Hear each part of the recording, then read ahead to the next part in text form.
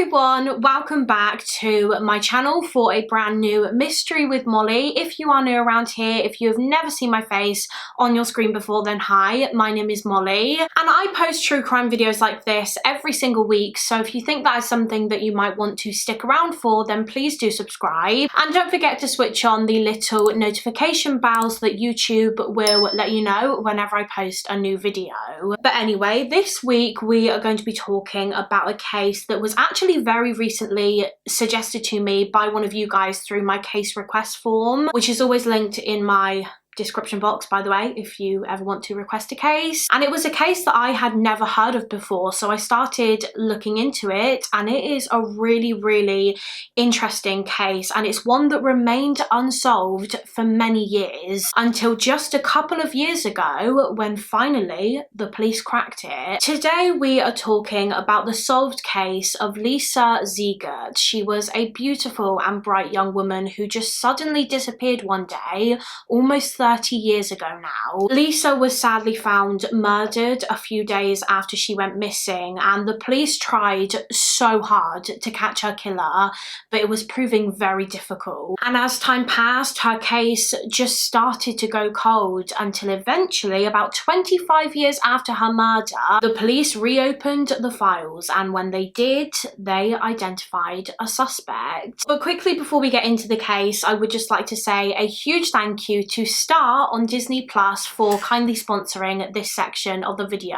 Now, I can't lie, this is a sponsorship dream come true for me because I absolutely love Disney Plus. I've been using their service ever since it launched, and I watch something on there every single day. And recently, I have really been enjoying the wide range of brand new and exclusive shows on Star on Disney Plus that have just been released this month. They have the final season, season 11 of The Walking Dead, which I know a lot of you guys are massive fans of. They have a new dystopian drama called Why the Last Man, which is a thriller that follows the events after a mystery illness wipes out every creature on Earth with a Y chromosome in their DNA, except for one. Why the Last Man is streaming on the 22nd of September, and I'm really looking forward to giving it a watch. The trailer looks incredible. But the show that I was most excited for that has just started streaming on Star is a new original series called Only Murders in the Building. I've watched 4 episodes so far and I'm absolutely obsessed. It's so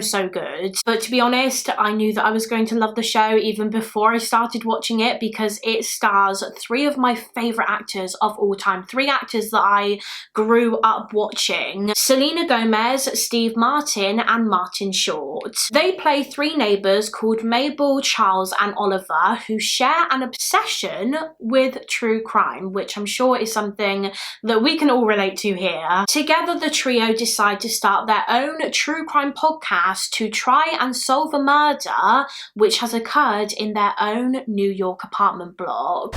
We're gonna go down there and look around for clues. You wanna come? Do I want to break into a dead guy's apartment? Sounds like an afternoon. As I said, I've watched 4 episodes so far and I'm really enjoying it. I'm really enjoying getting to know each character more and more and learning about their background. Especially Selena Gomez's character Mabel. We learned a bit more about her secretive past in episode 2, and it was really interesting because it seems as though she knows more about this murder mystery than she is letting on to her podcast co-hosts Oliver and Charles. I'm also obsessed with Martin Short's character Oliver. He is just absolutely hilarious. I've been literally crying with laughter at some of his one-liners in the show, and I'm just so excited to see where the series takes us. I love being able to play detective as I watch, and I have my own little theories as to who the killer might be, so I'm excited to see if they turn out to be true. So if you would like to check out Only Murders in the Building or any other of the new and exclusive shows that Star has to offer, then you can click the link in the description box to get your Disney Plus subscription, which is just $7.99 a month. Once again, a huge thank you to Star on Disney Plus for sponsoring this video and supporting the channel, and now let's just get into the case. So for today's case, we are going back to the year 1992 in Agawam, which is a city in Hampden County in Massachusetts in the US. At the time, in the early 90s, Agawam had a population of around 27,000 people, and one of those residents was Lisa Marie Ziegert. She was a 24-year-old woman born on the 24th of March 1968 to her parents George and Dee Ziegert. Lisa was one of 4 siblings. She had 2 sisters named Sharon and Lynn, and she also had a brother named David. And Lisa was the second child. She was the second oldest. Lisa was described as being a very bright and bubbly young woman. She was vivacious, she was vibrant, outgoing, and just a lot of fun. Her mother Dee said that Lisa was just a very special person, and although she was quite small and short, she was only 5'2", Dee said that she was big on the inside. She had a big personality and a big heart. Dee also said that her daughter had this wonderful laugh. She had this little giggle, and it was one of those laughs that when you hear it, it automatically makes you laugh too. I believe Lisa and the rest of the Ziegert family had always lived in Agawam in Massachusetts. That's where she grew up, and they were just your typical family. They were all very close, the Ziegerts. It was a very tight-knit family. Lisa was close to her parents and her siblings, and she just had a very normal, happy childhood, I think. I couldn't find anything online that suggested otherwise. Lisa always had a lot of friends growing up. She loved music. She was a very talented musician, actually. In high school, she was in the school band, and she used to play the saxophone and also the flute. And at the time that this case took place, Lisa was working in a middle school as a teaching assistant, and she worked with special education children, which she absolutely adored. She loved her job so much. She was so passionate about it. She loved the children that she worked with, and the children loved her. Lisa's mother said that she had a really special rapport with them. However, Lisa didn't just work as a teaching assistant. She actually had 2 jobs because the teaching assistant role didn't pay too well. So to make some extra cash, Lisa also worked part-time at a local gift shop in Agawam. It was called Brittany's Card and Gift Shop, and Lisa would work there a few evenings in the week. So most weekdays she would work all day at the local middle school until around 4:30 p.m, and then from there she would go straight to Brittany, straight to the gift shop, where she would do a 4-hour shift. She would work from 5 p.m. till 9 p.m, and that is exactly what Lisa had been doing on Wednesday the 15th of April 1992. Lisa worked her usual shift that day at the middle school, and then afterwards she headed straight to the gift shop and she began her evening shift there, working behind the counter. It wasn't a busy evening in the gift shop. It was quite quiet actually, and so Lisa was there on her own. She was minding the store on her own, and at around 5:30 p.m. she had a customer. One of the regular customers came in. It was actually Lisa's sister Lynn. Lynn would often go into the shop whilst her sister was working, just to have a look around and catch up with her really. So Lynn went in, she chatted with Lisa for a little while, and they were just chatting about normal stuff. Lynn said that Lisa talked about her teaching assistant job. She talked about what she wanted to do in the future, just things that you would normally chat to your sister about really. And then just after 6 p.m, Lynn said goodbye to Lisa and she left the gift shop, and she probably expected that she would see her sister again just the next day. However, what Lynn of course didn't know at the time was that that was actually the last time she would ever see her sister again, because shortly after Lynn left, Lisa Ziegert disappeared. A few other people came in and out of the gift shop that night, and we know that at 8:20 p.m. Lisa sold something to someone. Someone bought something from the gift shop because the shop had the receipt to prove it. However, not long after this, at about 9 p.m, which was around the store's closing second time, another customer came in. It was a woman, and this woman believed that the store was still open because the door was unlocked and the lights were on and stuff like that. So she walked in and she started looking around the shop. However, she eventually realized that no one was actually in there. No employees were coming to assist her. There was no one behind the till, which at the time she thought was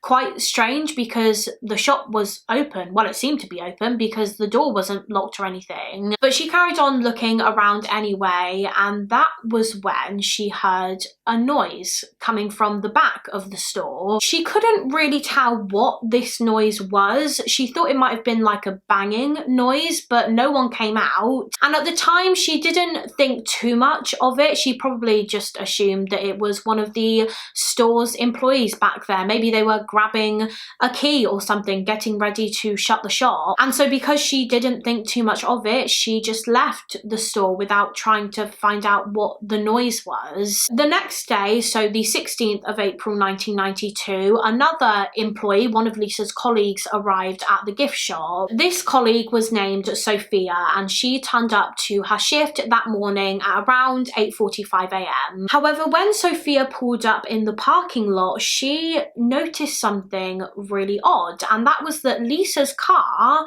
was still parked outside of the store, but Lisa wasn't due to be working that morning. As I said before, she did the evening shift, so Sophia was confused as to why Lisa's car was there.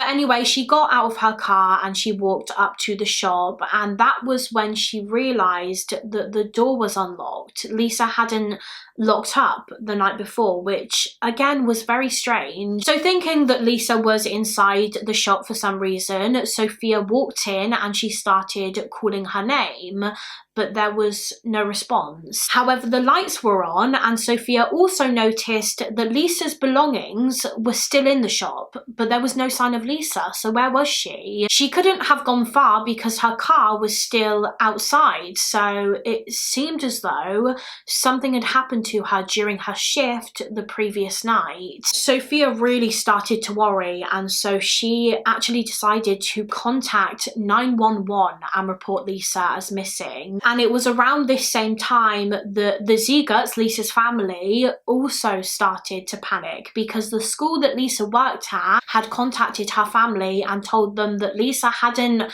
arrived at work that morning. She just hadn't shown up, which was extremely out of character for her, and so they knew that something was wrong. As soon as Lisa's family received that call from the school, they went straight to Brittany's gift shop because they knew that that was the last place that they had seen her. Obviously, her sister Lynn saw her there the night before. So they went to the gift shop, but by the time they got there, the police were already at the scene because they were responding to the 911 call that Lisa's colleague Sophia made. One of the first things that the police did at the scene was obviously speak to Lisa's family and her colleagues just to get a better idea of the kind of person that Lisa was and whether she had ever done anything like this before. But as I said a minute ago, she hadn't. This was very unusual for Lisa. She was always a very responsible and dependable young woman. She was not the type to just go off somewhere and not let anyone know where she was going or when she would be back. So it became clear to the police very quickly that there probably wouldn't be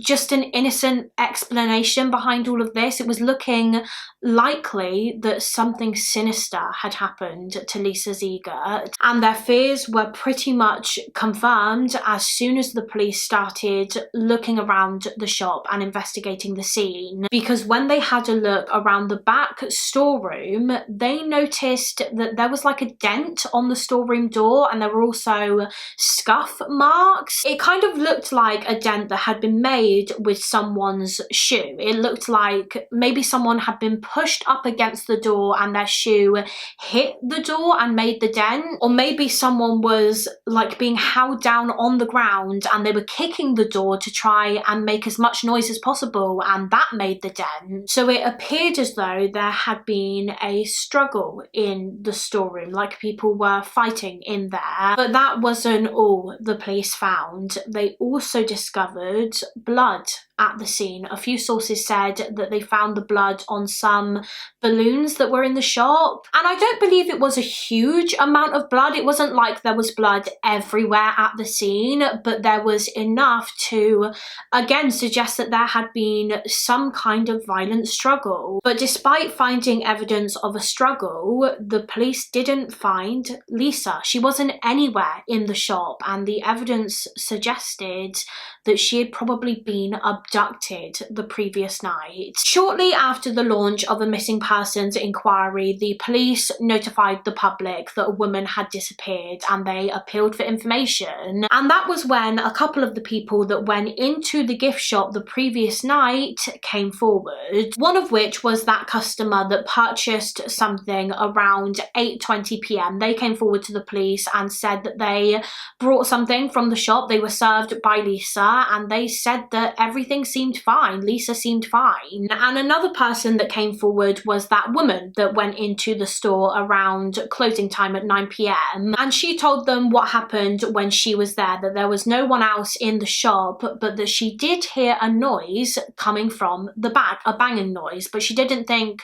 too much of it at the time, and so she just left. However, it is believed now that that banging noise in the back was probably Lisa being held captive or struggling with her abductor before they eventually left the shop. I also read on a couple of sources that another woman that worked near the gift shop came forward to the police, and she said that at around 9:15 p.m. that night, the night that Lisa went missing, she was driving along in her car when she saw a man and a woman in another vehicle, and it looked as though they were, as she put it, quote, struggling in the back seat. I'm not sure why this woman didn't contact the police when she saw this struggle, this man and woman struggling in the back seat. According to one article I read at the time, she just assumed that it was teenagers in the car, so she didn't think much of it and she just left. But anyway, another lead, another piece of information that the police received in this case actually came from a few of Lisa's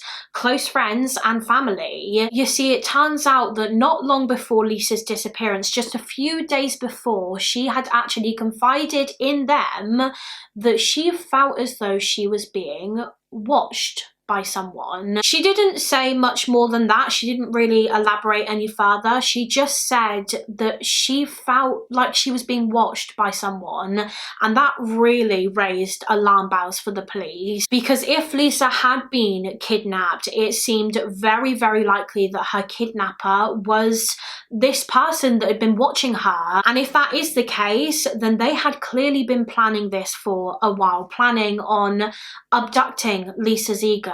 After Lisa was reported missing, the search for her quickly began, and over the next few days, the searches intensified. A lot of police were brought in to help with the search for her, and as I'm sure you would expect, the local community were really, really worried. But despite these worries, despite these concerns, everyone was desperately hoping that Lisa would be found safe and well. But unfortunately, that is not what happened, because just 4 days after Lisa was last seen, something was found. On Easter Sunday, so the 19th of April 1992, the police received a phone call from a member of the public, and he said that he had just been walking his dog in the local woods where he believed he had come across some human remains. So the police went straight to the scene, straight to the woods, and there they found the dead body of a young woman. It was 24-year-old Lisa Ziegert, and she had been murdered. Lisa had been found in a wooded area, as I said, which was located about 4 miles away from Brittany's gift shop where she was last seen. She was partially clothed when she was found. It was determined that she had been raped and she had been stabbed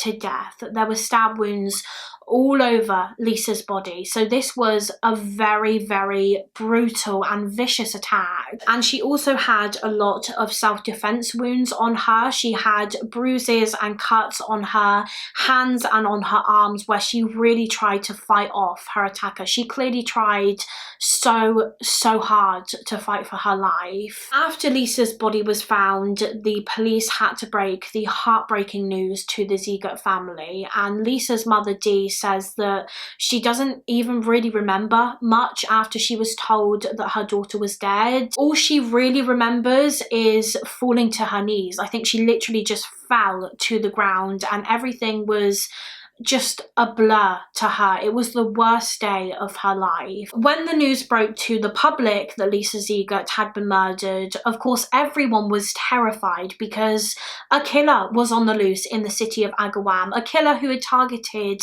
a kind and innocent young woman. Other women in the area especially were terrified. They didn't know if this was the start of a serial killer or something. They didn't know if the murderer would strike again, so they all just feared for their lives.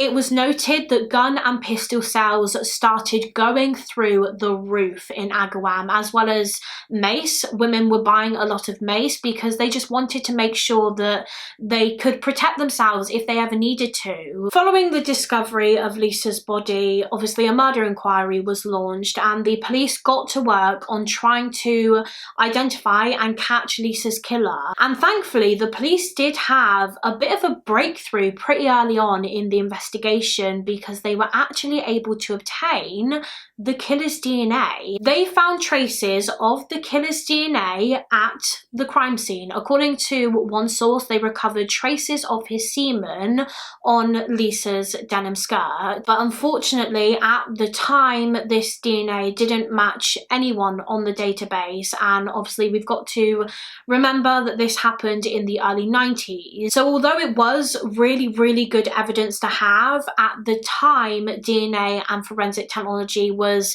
very new and not very good. So although they had the killer's DNA, it couldn't offer up many leads at this point in the investigation. But it was still a huge breakthrough and it meant that they had something to test against any future suspects in the case to see if there was a match there. Now it quickly became the police's belief that Lisa's killer was most likely someone that lived in the local area, or they at least knew the area pretty well, and they believed this because of where Lisa's body was found. Like we talked about earlier, Lisa's body had been dumped in a rural wooded area where there wasn't really much around. Like there weren't any houses or shops around or anything like that. It was very much out of the way. It was about 300 yards away from the main road. It was one of those areas that you wouldn't know was there unless you actually lived nearby yourself. And so for this reason, the police's theory was that the killer was from Agawam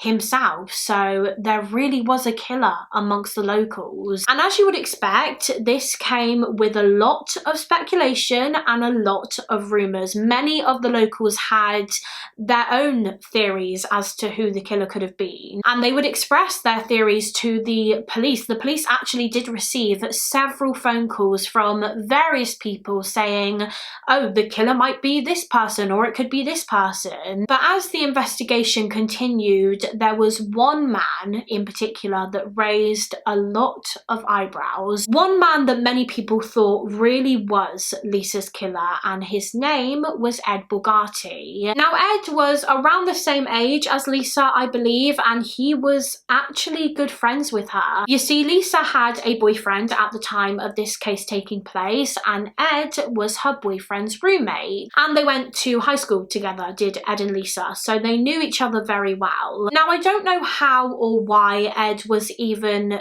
suggested as being the killer. I don't know where that came from because it's not true. He wasn't Lisa's killer. But for some reason, the public, the local community, really believed that he was for a long time. And it's possible that this may have stemmed from a rumour that Lisa may have been cheating on her boyfriend with Ed. I just want to quickly say that I don't think this is true because I only read it on one source, and even the source I read it on said that it was just a rumour. But because of this rumour, many people believed that Ed was the killer. They theorised that maybe Ed wanted to be in a relationship with Lisa Lisa, but that she turned him down, and so he lost it and murdered her. There were also rumours going around at the time that the police knew that Ed was the killer, but that they were trying to cover it up because Ed's father was actually a police officer.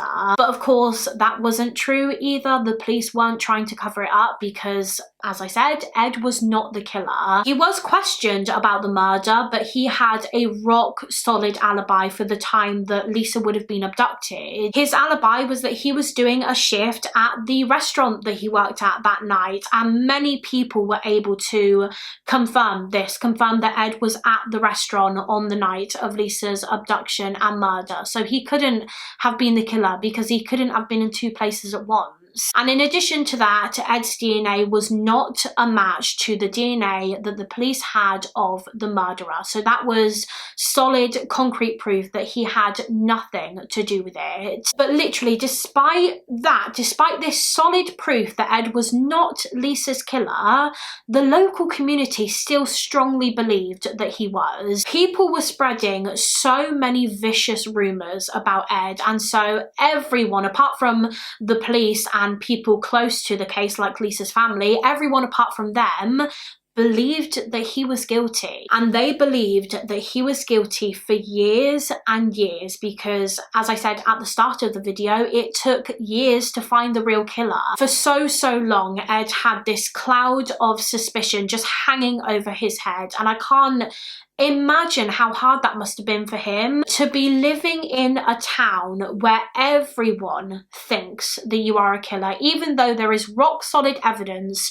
to confirm that you are not. It must have just been a nightmare for him. And I think what makes it even worse is that Lisa was his friend. She was a good friend of his. So not only is he having to cope with the grief of losing his friend, he's also having to deal with everyone thinking that he was the one that took his friend's life. And Lisa's sister Lynn even said in a True Crime Daily documentary about this case that she believes that Ed Bugatti is owed an apology by every single person that ever had an unkind word to say about him, and every single person that accused him or spread rumours about him being the killer, because it just simply was not true. But anyway, after the police had ruled Ed out of the case, they obviously continued looking for Lisa's real murderer, but it was proving very difficult. The police were doing everything they could to try and identify the perpetrator. They were looking into every single tip and lead they received. They were taking DNA samples from several men and testing it against the killer's DNA, but they just could not find a match. The police did have suspects in the case. They did have a list of suspects or persons of interest, but they just couldn't concretely link any of them to the crime. And over time, Lisa's case really started to slow down. Years and years went by, and despite the police's best efforts, they just could not find the killer, and eventually Lisa's case just went cold. And the case remained cold for about 24 years until 2016, when the police looked back into Lisa's murder and decided that they were going to use new DNA techniques to try and catch the killer once and for all. They decided that they were going to use the killer's DNA that had been recovered back in 1992 when Lisa was killed. They were going to use this DNA to try and come up with a composite image of the perpetrator. And to do this, they were going to use a relatively new technique called DNA phenotyping. But what is DNA phenotyping? Well, it's a process where scientists will take a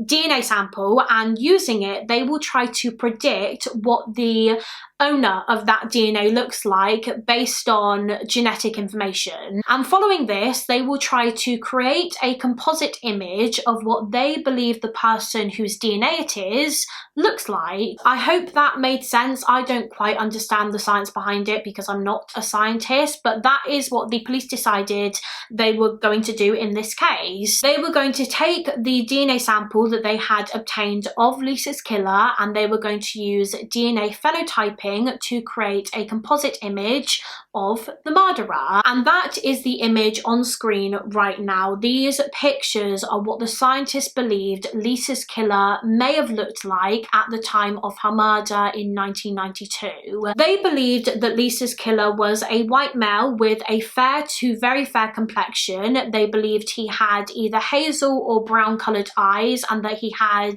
either dark brown or black hair. After these images of the perpetrator were created, the police released them to the media and the public during a press conference, and of course they were hoping that someone would recognise the face and come forward. But I think the police knew that this may not result in any leads, because obviously these images were to try and show what the killer may have looked like at the time of the murder in 1992. But by this point it was almost like 25 years later, so chances are people are not going to recognise this person. They're not going to know who he is or who he was.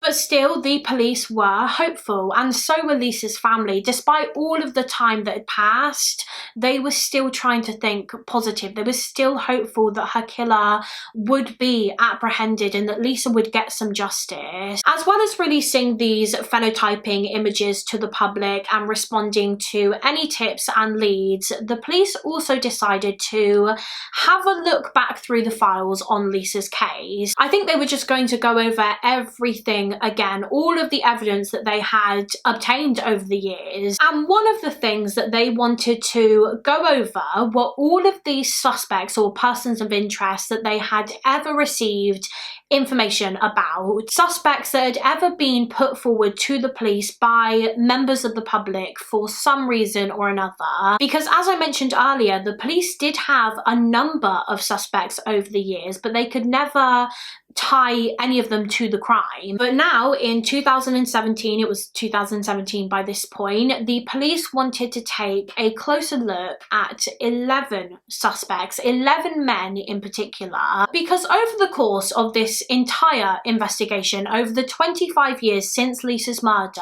several men had been asked by the police to provide a voluntary sample of their DNA so that it could be tested against the DNA the police had of Lisa's murderer. But 11 men refused. They were not willing to let the police have their DNA, and of course that is their right. The police cannot force you to give them your DNA unless they have a warrant for it. If they don't have a warrant and they don't have your consent, they cannot make you give it to them. And so when these 11 men were asked to provide a DNA sample and they said no, the police couldn't really do anything about it because they didn't have any other evidence linking any of them to the crime. But as I said, by this point in 2017, the police decided to take a closer look into these men, because yes, there could have been a number of reasons why they didn't want the police to have their DNA on file, but the police had their theories that maybe one of these 11 men was the killer, and the reason they didn't want to give their DNA was because they knew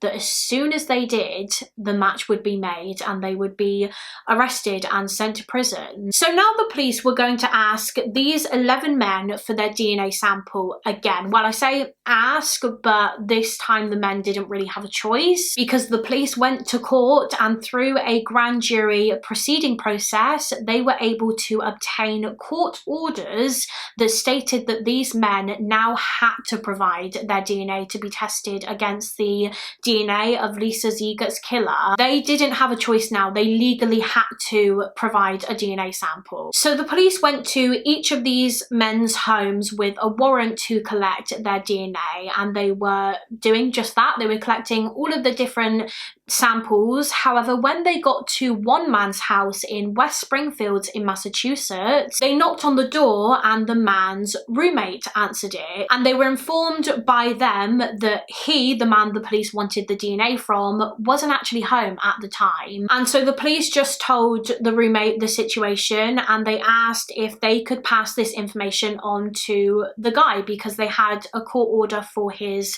DNA, and so they needed him to contact the police as soon as possible. And the roommate agreed. They said that they would pass it on to him, and so now the police just had to wait. However, this inquiry took an unexpected turn when the police found out that this guy, the guy that wasn't home at the time that the police arrived to collect his DNA, they found out that he had actually skipped town. He just upped and left as soon as he was told by his roommate that the police had a court order for his DNA in relation to the Lisa Ziegert case, which of course made him look so suspicious to the police. This man was one of those 11 men that had refused to give their DNA voluntarily at the beginning of the investigation, but now that he had been told that he had to give it legally, he was the only one that decided to leave. It kind of looked like he had gone on the run. And so instantly the police were just like, we need to find this guy immediately because it's looking likely that he is the killer. He is the man that the police had been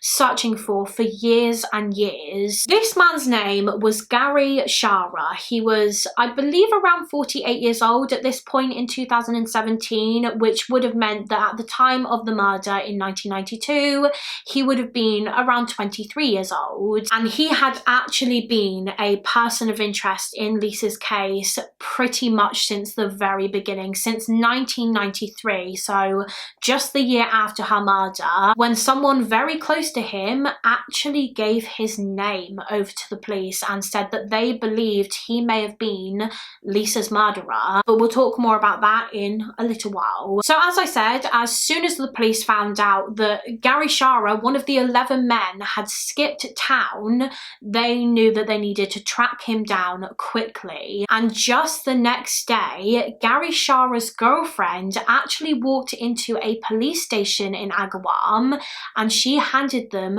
3 handwritten letters from Gary Shara himself. You see, before Gary Shara skipped town, he had left these letters with his girlfriend. Now, the first one was a last will and testament. The second one was a confession letter in which he admitted to the murder of Lisa Ziegert. And the third was an apology letter addressed to the Ziegert family. And after the girlfriend found them, after her boyfriend had skipped town, she took them straight to the police.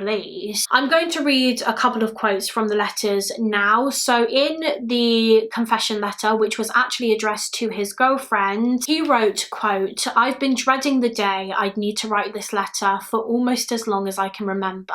First off, I love you. I hope you never doubt that. Now the hard part. You are going to find out some awful things about me today. They will tell you that I abducted and murdered a young woman approximately 25 years ago. It is true, all of it. I had no intention of killing her when I grabbed her, but events spun out of my control, and in the eyes of the law, it is all the same. I have never regretted anything so much. I was young and headstrong and foolish," emphasis on the last part. He also said, quote, "I've never really been or even felt normal. From a very young age, I was fascinated by abduction and bondage. I could never keep it too far from my mind for long. On that fateful day, I let myself do something terrible." I also have a quote here from the note that he wrote to Lisa's family, and he said, quote, "I hope knowing who and knowing I am gone will bring you some closure and peace. I am truly so sorry." As I mentioned before, he also wrote a last will and testament, which obviously suggested to the police that he was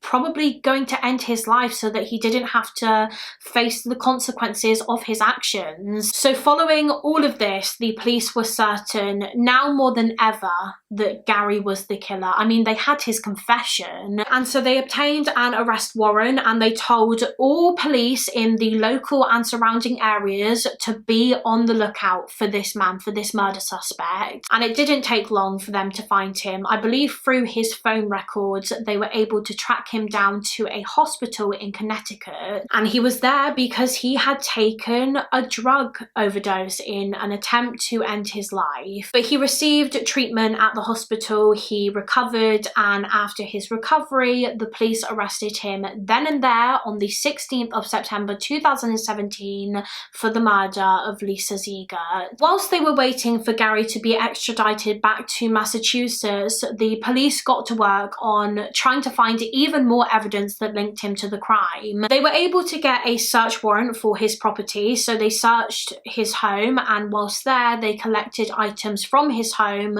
that they knew would have had his DNA on. So I think things like his toothbrush and hairbrush and stuff like that. And when they compared his DNA to the DNA they had of Lisa's killer, of course it was a match. After 25 years, they finally had concrete evidence linking someone to the murder of Lisa Ziegert, and that someone was Gary Shara. And following this, the police were finally able to deliver the good news to the Ziegert family, the news that they had been waiting for so long, that Lisa's killer had finally been found and arrested. But before I talk about what happened next with the case and Gary's court proceedings, let me just tell you a bit more about him and what actually led to him becoming a person of interest in this case in the first place. Now, unfortunately, there isn't really any information online that I could find anyway about Gary Shara's upbringing. All I could really find about his childhood years was that he was adopted and he lived and grew up in a town called Longmeadow in Hampden County in Massachusetts, which is very close to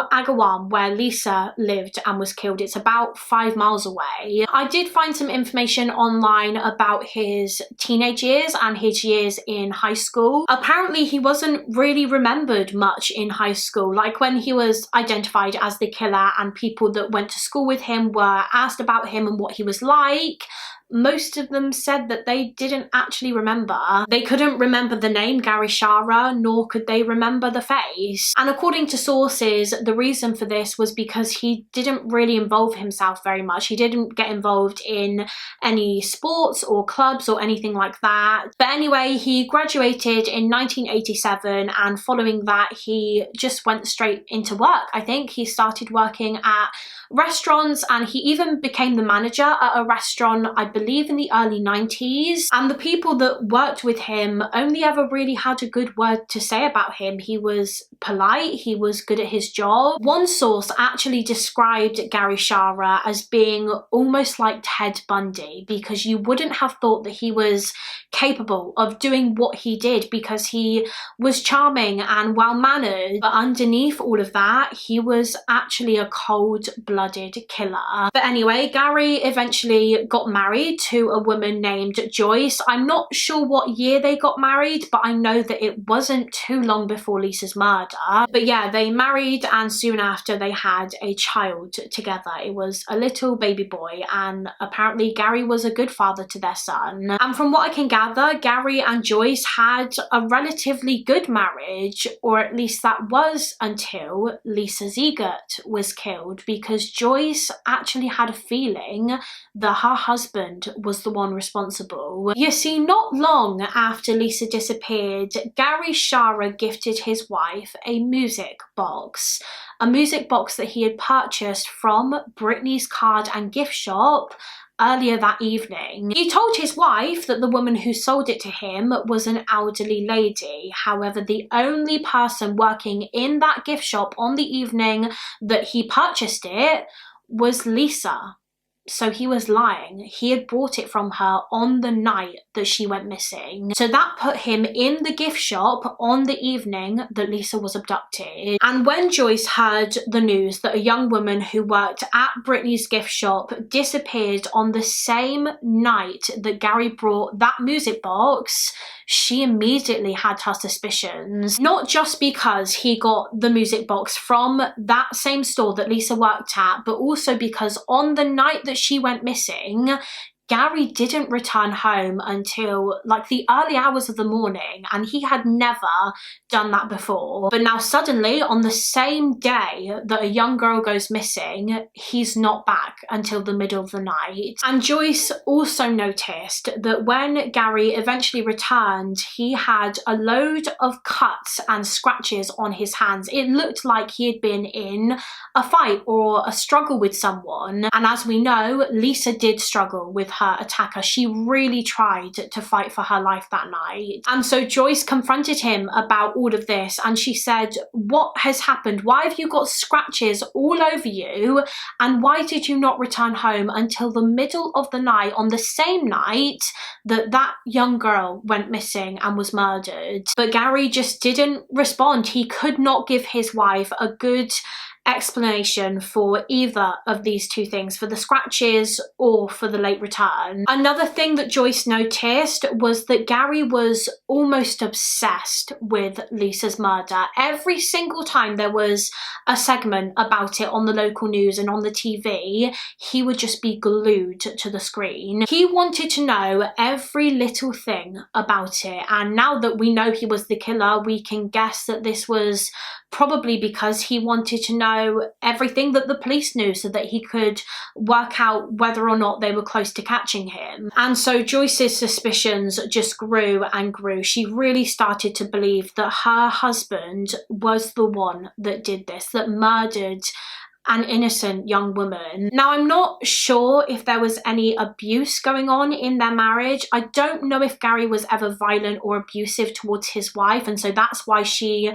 believed that he was capable of committing such an evil crime. I did read on one source that occasionally Gary would hold a knife to his wife's throat during intercourse as part of like role-playing games, so that does suggest that he had very violent sexual fantasies. I don't know if that was consensual, and I don't know if there was any abuse going on prior to Lisa's death. But one thing is certain, and that is that after Lisa's murder, Joyce and Gary's marriage just started to fall apart completely. In fact, just 4 months after Lisa was killed in August of 1992, the police were actually called to their home because the young couple had had a fight, like a physical fight, and Joyce had locked herself in the bathroom to get away from Gary. It's not known exactly what happened, like how the fight started, but police records from that day state, quote, "I arrived and spoke with Mr. Shara. He stated that he went to Lil Peach with his wife. When they were coming home, they had a fight. He dropped her off at the hill near Barbara Lane and proceeded home. A few minutes later, Mrs. Shara came in the house screaming. Her blouse was torn and she had a few scrapes on her side. She wouldn't let her husband see her. I tried to speak to her through the door to the bathroom. She stated that she was fine and that nothing happened. I asked to see her and she stated that she didn't want to see anybody. She stated that she was fine and didn't want any medical treatment. I advised Mr. Shara that if he finds out anything else to contact the department." And just a couple of months after this incident, in November of 1992, the married couple decided to separate and Gary took custody of their son. However, Joyce kind of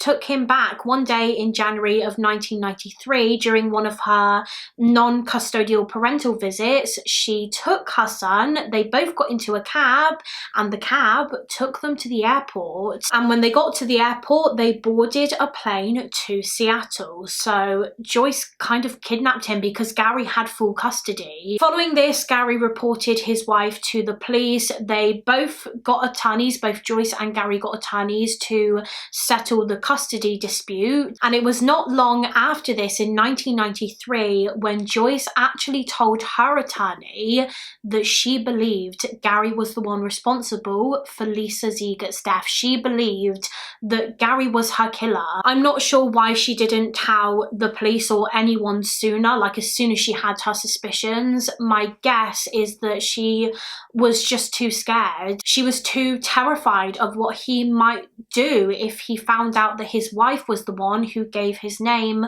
over to the police. But now that they had separated, maybe she finally felt safe enough to tell someone. So she told her attorney, and her attorney told the police, and the police did take this seriously. They got in contact with Gary straight away in 1993 and said, please can you drop by the station and provide a DNA sample so that we can test it against Lisa's killer's DNA. However, Gary's attorney said no, that he wouldn't be doing that. They said that these claims from Joyce about him being the killer were just lies, and that she was just out to get him because of the divorce and the custody battle of their son. They also argued that Joyce couldn't be trusted anyway because she was apparently an alcoholic and she also had some mental health issues, and so to them that meant that she was unreliable. And so following this, Gary's name just went into Lisa's murder files along with those 10 others that refused to give a DNA sample. I believe he was interviewed about Lisa's murder by the police a couple of times over the years, but they never had any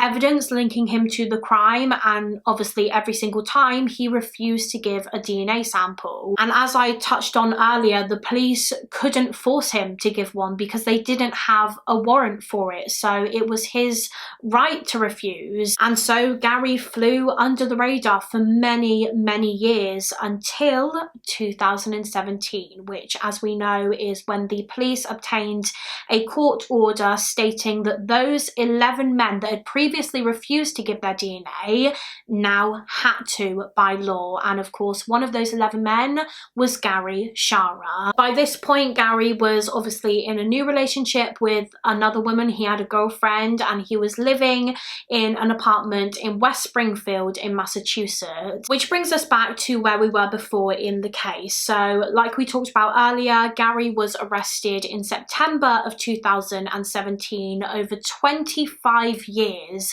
after Lisa Ziegert's murder. And he was arrested after he skipped town, left those 3 letters, including his confession letter, and he tried to end his life by taking an overdose. However, he was treated in a hospital in Connecticut. He made a full recovery, and after this, the police apprehended him. And when they collected his DNA and compared it to the DNA of Lisa's murderer, it was an exact match, confirming once and for all that Gary Shara was the perpetrator. After his arrest, Gary was extradited back to Massachusetts and he was charged with first-degree murder. Now, according to sources, the charges against Gary for the kidnap and rape of Lisa were actually dropped before he entered a plea, and the reason they were dropped was because apparently the time limit for those charges under the statute of limitation had expired. So he wasn't charged with those, unfortunately, but he was charged with first-degree murder, and to that charge he pled guilty. And in 2019, 27 years after the crime, 50-year-old Gary Shara was sentenced to life in prison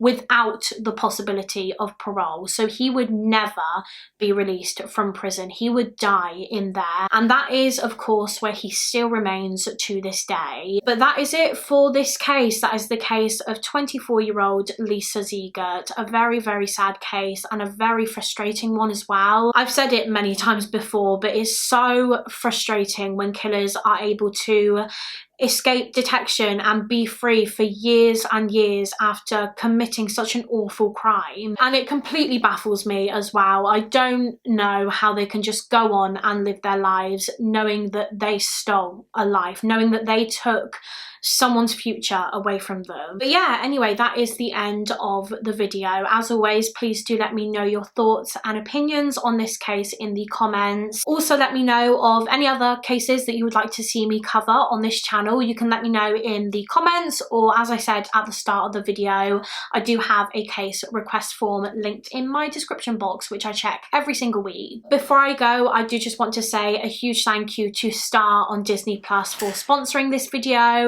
remember, if you would like to check out Only Murders in the Building or any other of the new and exclusive shows that Star has to offer, then you can click the link in the description box to get your Disney Plus subscription, which is just $7.99 a month. Thank you all so much for watching. Please do give this video a thumbs up and subscribe if you haven't already, and I will see you again next week for another mystery with Molly. Bye!